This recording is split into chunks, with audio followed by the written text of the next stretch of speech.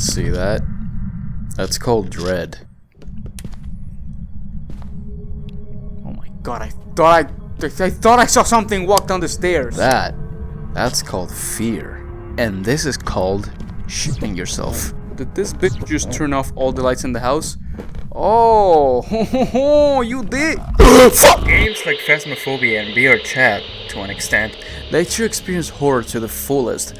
Only second to real life, of course, but that goes without saying. What's up? I like scary things. Even as a kid, I liked scary things to an extent. For example, I liked stuff that wasn't really targeted towards my age at the time, like horror movies or urban legends. And creepypastas, of course. I'd spend hours on end searching for good creepypastas, but not so good that they would stay in my head for when it was bedtime, because oh boy, let me tell ya, I was a scaredy cat. And so after listening to endless urban legends and scary stories, I developed a big fear of the dark. Yet, I still went back to look for more scary stuff. Why? Well, because I am a thrill seeker, of course. That term may be too over the top to describe my morbid curiosity. Oh, ooh, get real. What is this? Get real. Oh! I'm black. You don't stand a chance. Check this out. Nyctophobia, monophobia, and of course, Phasmophobia. If you have any of these, you should definitely play this game. Exposure therapy sure is an amazing thing. In Phasmophobia, your objective is to investigate various houses and figure out what kind of ghosts you are dealing with through the anomalies and the different effects they have on the house. I'm going to be honest here and say, while playing this game, I got scared a couple of times, but I didn't really feel scared, probably because I was playing with friends.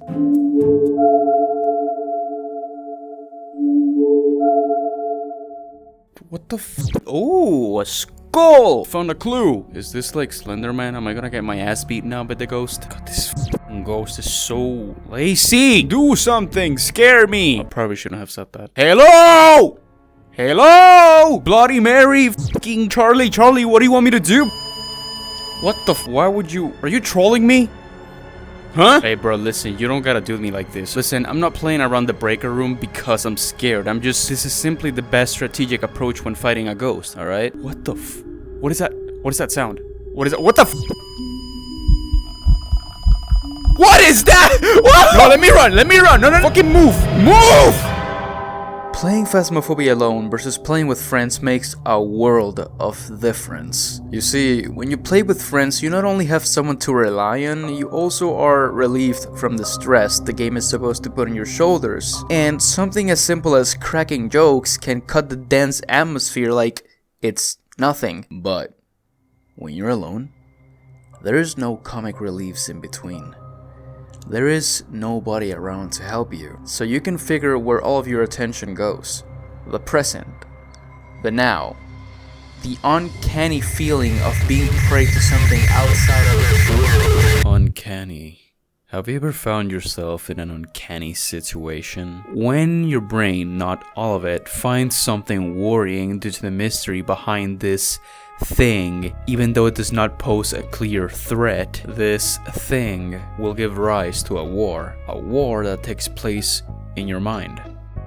In one side, we have the rational part of your brain that understands that this thing is nothing that you should be wary of, and on the other side, we got quite literally the opposite. That primal part of your brain that looks for everything and anything to be afraid of. Here's the problem. We only have one brain, so if both sides cannot make up their mind, well, we fall into one. But it isn't quite a well, it's much more than that. It's a valley, the uncanny valley. I am inside your house. Sorry. It's really interesting though, fear being our primordial feeling, and our strongest fear being fear of the unknown. Vagueness, not enough context. Something like this. And it all sprouts from the seed that's in your brain, like right now. Okay, it kinda looks like a seed, but that's actually the amygdala. That little nut is responsible for everything that you fear and will learn to fear.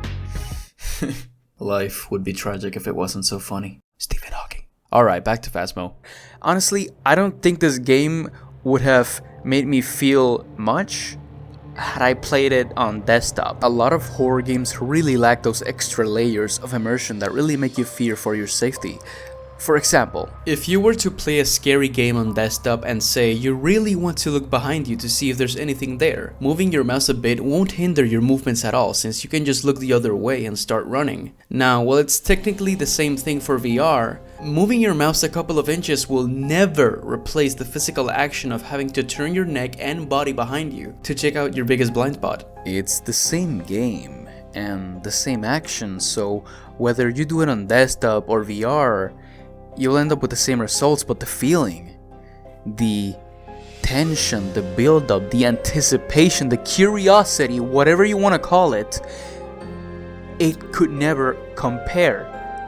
And that is why I love VR so much. Presence is a layer of immersion I would gladly upgrade to in the case the game can support it. Now, on the topic of fear and VR support, do you happen to have thalassophobia? Warning, entering ecological dead zone.